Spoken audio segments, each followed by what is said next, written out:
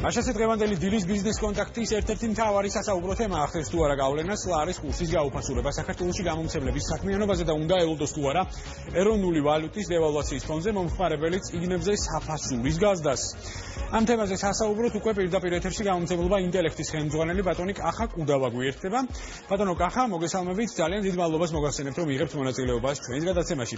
ბიზნეს კონტაქტის ეთერი არაერთხელ დაეთმო იგივე 2014 წლის ბოლოდან მოყოლებული სხვადასხვა ბიზნესის წარმომადგენელს, რომელიც საუბრობდა კონკრეტულად ლარის დევალვაციის შედეგად გამოწვეულ პრობლემებზე და იმ საკითხებზე, რაც მათ დაარგს და მათ საქმიანობას ახლავს თან, ასე ვთქვათ, დევალვაციის ფონზე. მაინტერესებს ბატონო კახა უშუალოდ თქვენი და ასევე თქვენი კოლეგების დამოკიდებულება, როგორია უშუალოდ თქვენი საქმიანობა, შეიცვალა თუ არა თქვენი დღის წესრიგი და რა რადიკალურ ცვლილებებთან გვაქვს საქმე კვლავინდებურად დევალვაციის ფონზე.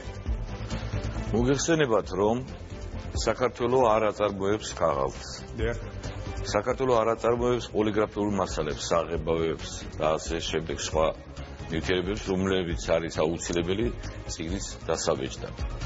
ესე იგი, ჩვენ აი ამ ყველაფერს ვყიდულობთ დოლარებში, ხოლო წიგნებს ვყიდით ლარებში. ბუნებრივია ეს ცვლილება ლარის კურსისა გავლენას მოახდენს აუცილებლად წიგნის ფასზე. აი ამ მომენტისათვის ჩვენს გამომცემლობას და იმ გამომცემლობებს, რომლებიც ამ ბაზარზე არიან, გვაქვს მოლოდინის რეჟიმი ჯერჯერობით. ჩვენ ფასები არ შეგვისვლია წიგნებისათვის, მაგრამ მღელვარებით, ველოდებით მოვლენების განვითარებას. ბატონო, გასაგებია რომ თქვათ დევალვაცია ეროვნული ვალუტისა იწვევს იმპორტის გაძვირებას ამ შემთხვევაში. გასაგებია თქვათ ახლო მომავალში როდიდან ვარაუდობთ უშუალოდ წიგნებზე ფასის დრას და გასაგებია რომ თქვათ თუ წიგნი დღესდღეობით ღირს სიტყვაზე 3 ლარი, მომხმარებელს ამ შემთხვევაში მოუწევს 5 ლარის ან უფრო მეტის გადახდა ამ შემთხვევაში, თუმცა მაინტერესებს საფასო პოლიტიკის გადახედვას. როდიდან აპირებთ, ასე ვთქვათ? ჩვენ ვართ მომლოდინი რეჟიმში და დღე-დღეზე ყოველ დღე თქვენს ინფორმაციებს სატელევიზიოს, იქნება თუ არა სატელევიზიოს, დიდი ყურადღებით ვსწავლობთ და გადაწყვეტილებების მიღებისათვის ძალიან ცოტა დრო გრჩება. ბატონო კახა, აქ მე მაინტერესებს სახელმწიფოს როლი რა შეიძლება იყოს ამ ყველაფერში. მე როგორც ვთქვათ, ერთ-ერთი ვერსია, ასე ვთქვათ, გამომცემლების ამ შემთხვევაში თქვენი არის ის, რომ სახელმწიფომ წინასწარ უნდა განახორციელოს ფულადი ტრანზაქცია, ანუ მოახდინოს გარკვეული მარაგის შეძენა, შესაბამისად მოხდეს მარაგის დაგროვება, რომ გამომცემლებმა, ასე ვთქვათ, თავი აირიდონ, ასე ვთქვათ, ზედმეტი გართულებისგან. ამ შემთხვევაში თქვენი აზრით როგორია სახელმწიფოს დამოკიდებულება და უშუალოდ რა არის თქვენი მოლოდინები, რასელით რეალურად სახელმწიფოსგან, იმიტომ რომ ჩვენ ახლო მომავალში რეალურად გავუკეთებთ შეთავაზებას განათლების სამინისტროს და აუცილებლად გავივლით მასთან, განათლების სამინისტროს წარმომადგენელთან ამ და სხვა საინტერესო თემებს, ასე რომ თქვენი მოლოდინების შესახებ მაინტერესებს.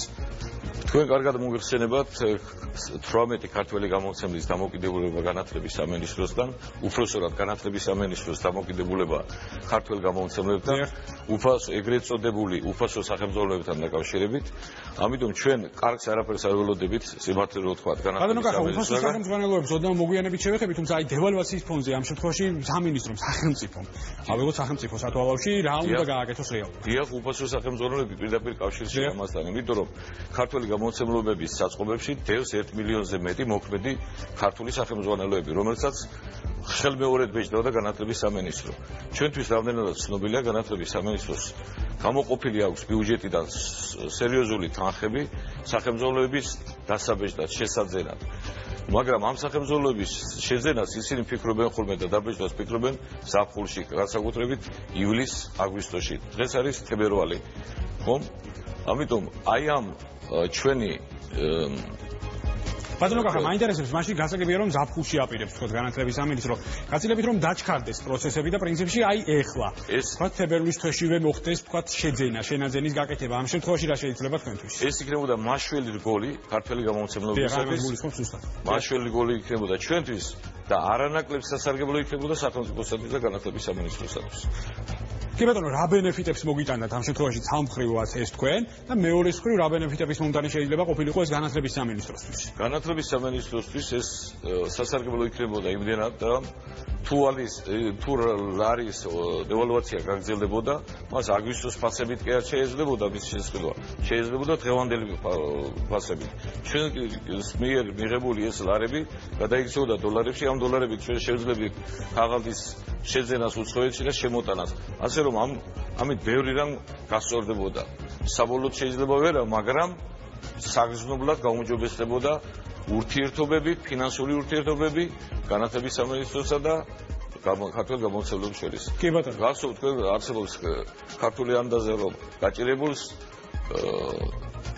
აღმართზე შემოეწია ისე ჩვენი საქმე ბატონო გახსოვთ დიახ გასაგებია ამას გულისხმობდი რეალურად მე ჩემ კითხვაში და არ შემიძლია არ გკითხოთ კარგია რომ ახსენეთ იგივე დავა გამომცემლებსა და განათლების სამინისტროს შორის 18 გამომცემლობა რომელიც რეალურად აპროტესტებს სახელმძღვანელოების უფასოდ გარიგებას კონკრეტულად რა ეტაპზეა რეალურად საქმის წარმოება დღესდღეობით არის თუ არა ამ შემთხვევაში გარკვეული ნაბიჯები უკვე წინ გადადგმული თუ საქმე კვლავინდებურად ასე ვთქვათ იმ ეტაპზეა რა ეტაპზეც ჩვენ ბოლოს განვიხილეთ ეს ყველაფერი ბიზნეს კონტაქტის ეთერში. დიდი მადლობა ნება მომეცით ეს შეკითხვაში ცვლილება შევიტანო.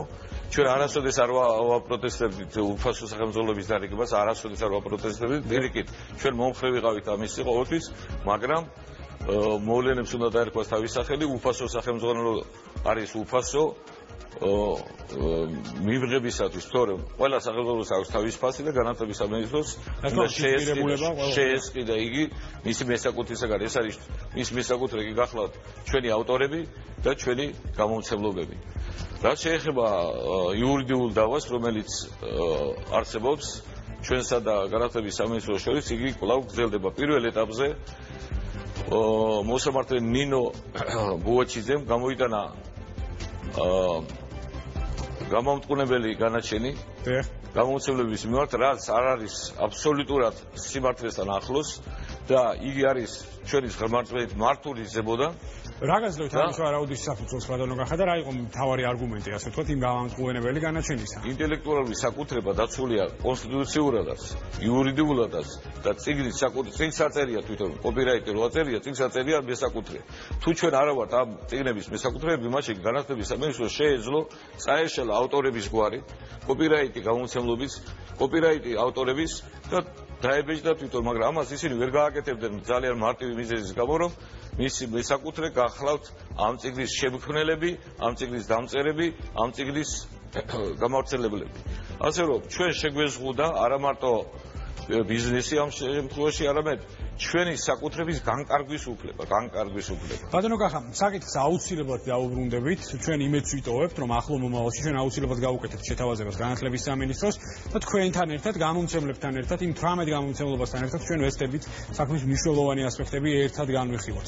ძალიან დიდი მადლობა. დამამატებინეთ ის რომ დაიჭდილება რომ ეს დავა დამთავრებულია, ჩვენ გავაგრძელებთ ამ დავას შეტანილია და მეორე ინსტანციაში ჩვენ ველოდებით გადაწყვეტილებებს და მსჯელობებს. კი ბატონო, ბატონო კახა, ძალიან დიდი მადლობას მოგახსენებთ ჩვენი სტუმარი, მაყურებელს შევახსენებ გამომცემლობა ინტელექტის ხელმძღვანელი ბატონი კახა კუდავა პასუხობდა ბიზნეს კონტაქტის კითხვებს.